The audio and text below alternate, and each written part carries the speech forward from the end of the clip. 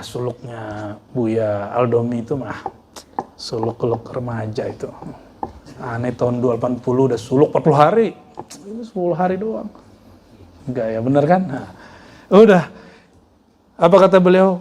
Fa idza syaghalta nafsaka bima ilm. Kalau kamu mengenang yang dulu yang kamu tahu itu, jahil tawaridal waqt, maka kamu akan tidak mengetahui yang muncul yang turun ilmu hari ini.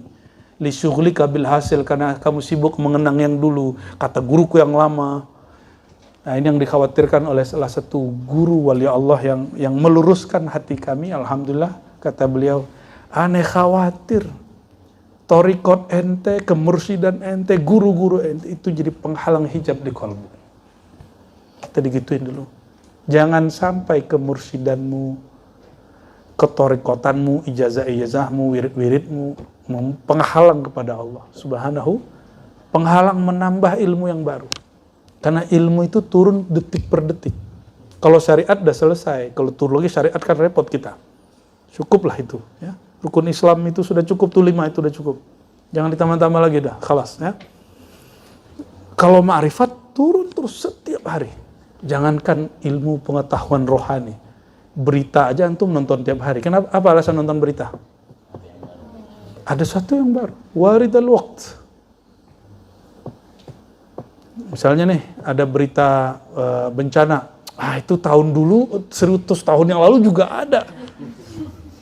Akhirnya sibuk buat seminar, dulu ada begini, lalu sibuk di situ. Orang udah repot, orang udah meninggal, orang udah sedih, dia sibuk dengan yang dulu-dulu. Nauzubillah min zalik. Sama ilmu ma'rifat kan terus sampai nanti kiamat. Karena syariat sudah berhenti. Ya. Dan turunnya detik per detik, bahkan detik bisa dibagi, itu cepat sekali. Oleh karenanya, orang-orang di luar sana, siapa tahu hati dia lebih tenang, maka disebut walladzi anzalas sakinata fi qulubil mu'minin. Dialah yang menurunkan ketenangan kepada kolbu orang beriman. Kolbu kalau nggak tenang, dia nggak bisa baca apa yang turun, apa ilmu yang Allah beri. Nah, maka kalau ada barang hilang nih, antum panik gak? Orang yang lihat kita bingung, ini kenapa panik? Padahal solusinya ada di depan dia. Sama dengan orang yang kehilangan kacamatanya, padahal kacamatanya dia pakai. Iya Bu ya? Bu Yayu kan ngaco nak? Sering Bu ya? Ya. Mak kacamata kok irha. Sering begitu nggak? Kali.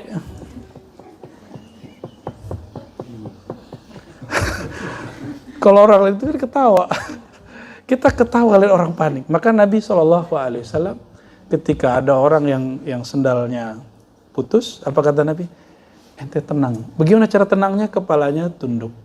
Sujud, sholat 2 rakaat. Ketika dia tenang, gampang kok ngurusin sendal putus itu. Ya, anak kecil coba. Anak kecil masuk TK, SD, kita dulu kehilangan pulpen atau penghapus, kan panik ya. Padahal dia ada duit di sini. Tinggal dia datang ke kantin atau ke apa? Ya, Bang, beli yang baru. Sederhana tuh. Ya, orang-orang yang panik itu dia kolbunya lalai dari mengingat Allah Subhanahu wa taala, ya. Nauzubillah min dzalik. Fauquful murid ma'al jahli atammu min wuqufihi ma'al ilm. Maka si murid, kita ini semua murid, ya, kolbu dia masukkan, dia anggap kamu, wahai kolbu, wahai diri, kamu ini jahil, kamu ini nggak mengerti. Atammu, kolbu dia lebih sempurna daripada dia merasa dia sudah tahu. Oleh karenanya, al-muqirru ala nafsi bil jahil fima la ya'lamu, ya, orang yang paling kenal dirinya adalah orang yang mengakui dirinya tidak tahu. Maka antum lihat ya, dalam pengalaman aneh bikin majelis ya, dan juga aneh ikut majelis. Kita ini sering tergoda, misalnya kita datang nih, pembicaranya kurang menarik, kita keluar aja. Ternyata Si pembicara ketika melihat kita keluar, digelisah. Dia mulai gelisah. Kita mah cuek aja, kita ingin menghina dia dengan cara itu. Jadi dulu saya begitu, saya kalau nggak suka apa orang, lagi dia ceramah, lagi dia presentasi, kita tinggal, kita walk out. Itu cara untuk menghina dia. Ente bahas ilmu yang kita udah tahu aja. Lagi nunjukin, dia udah tahu. Ternyata ini Allah balik. Kita diundang suatu majelis, ada ulama di situ, ustaz-ustaz. Di tengah pengajian dia berdiri, nggak minta izin, langsung pergi. Hatinya terasa agak panas. Kita juga terasa panas, kan kelihatan dari wajah orang. Rasanya gelisah. Allah balikin tuh. Akhirnya aneh istighfar, astagfirullah. Ini rasanya kalau lagi orang bicara terus kita pergi. Besok-besok kejadian lagi. Tapi saya katakan begini, alhamdulillah. Saya tidak perlu bermujamalah dan sungkan-sungkan karena ada si ulama itu. Karena di depan itu, yang ada di depan itu orang yang menganggap dirinya murid. Sedangkan yang berdiri itu, yang ngerasa dirinya sudah menjadi guru. Kalau kita ada guru kan kita capek nyapa dia. Seperti yang dikatakan, sering-sering nyapa dia, biar dia tetap duduk di situ kan. Dan emang aneh sengaja. Untuk majelis itu, aneh gak sebut-sebut nama dia. Ya. Kayaknya agak kurang merasa dihargai. Ya, kita ini sahibul bait gak disebut-sebut. Aneh tetua di sini gak dihargain. Gitu. Alhamdulillah rabbil alamin. Buya sering merasa gak dihargainya, Buya? Maaf ya, Buya. Al-murid al-kashif li'auratih. Yang disebut murid itu orang yang memperhatikan kekurangan dirinya, bukan kekurangan gurunya. Ini banyak nih yang ngomong gini sama kita. Boleh nggak aneh menasihati guru aneh yang melakukan sesuatu kemungkaran? Boleh nggak aneh mengkritisi guru yang dia salah? Allahu Akbar, Allahu Akbar. Aneh takbir 1000 kali buat ente. Ya, begitu mati itu si hati, kita takbirin sholat jenazah. Loh kenapa? Sejak kapan adab seorang murid lalu menggurui gurunya? Menasihati kan gurui.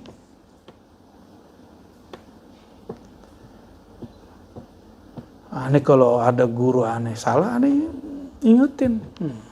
Berarti ente gurunya guru ente. Buya ini begini nih. Ini berarti anti kritik. Bukan. Kita lagi bicara adabul murid. Saya nggak pernah ngkritisi guru saya. Wallahi. Kecuali waktu masih kecil, umur 13 tahun. Guru saya buka kitab, suatu kitab syifa. Tapi dia sakit-sakitan. Ya. Saya tanya,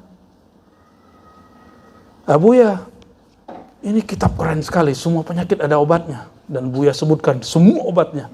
Tapi Buya kok sakit-sakitan? Saya bilang gitu. Langsung diginiin kitabnya. Bukan lagi begini. Begitu. Malam ini pengajian tutup selama-lamanya. Gitu beliau. Enggak pernah. Saya minta maaf kok. Udah terlambat. Kitabnya ditutup. Enggak mau lagi buka kajian Ihya. Enggak mau lagi buka. Itu terakhir belum kitab. Jadi Ihya, Hikam, terakhir itu. Kitab, judulnya enggak usah dikasih tahu ya. Tapi kitab berbunyi begitu. Kolbu saya langsung sampai beliau kemudian wafat ya, dan setelah wafat pun masih mengganjal itu. Akhirnya saya datanglah kepada senior-senior, kepada masyayikh tua. Kita umur waktu itu baru 13, baru umur 15 baru paham. Umur 15 saya tanya kepada seorang musyrik, kalian jadi ganjal. Asbab saya nih, kitab nggak dibuka lagi sama Tuan Syekh. Kata beliau, udah ente sholat 2 rakaat, kirim Fatihah, bilang ya Allah, kirimkan permohonan maafku. Udah selesai, gitu doang. Wali kan hidup. Dan betul, setelah berapa tahun melakukan aurat-aurat, saya menyaksikan bahwa beliau minat talaqah. Si wali ini salah satu wali yang talaqah, bisa datang ke dunia. Ya. Karena ketemu, ya cuma antum kalau nggak percaya juga nggak apa-apa. Yaqzah, wallahi. Ya, yaqzah. Nah, orang nanti ngomong, masa dia masih muda ngalamin, aneh aja udah tua belum? Itu masalah lagi, itu masalah ente. Masa di umur segitu belum mengalami? Masa membeberkan makom sendiri? Allahu Akbar, Allahu Akbar, Allahu Akbar. Ini yang disebut teman-teman ya. Jadi kalau baik ngaji di sini ataupun ngaji jauh, nggak bisa datang ke Ribat bukan karena ada alasan syar'i. Kalau masih ada waktu dan buku ini kan mohon maaf tempat kita masih ini dan yang di sana juga belum Allah izinkan. Mungkin ada satu rahasia yang kita nggak tahu ya. Kalau masih sempat datang ya. Nggak sempat datang minimal sekali sebulan yang kajian hikam, datanglah. Ya. Dan siapkan kolbu. Hikam itu sudah ditulis dan ulamanya sudah wafat tahun 709. Namanya Imam Ibn Athaillah Sakandari. Tapi antum coba lihat. Syarah Imam Ibn Abbad itu beda dengan Zarruq. Beda dengan Ibnu Ajibah.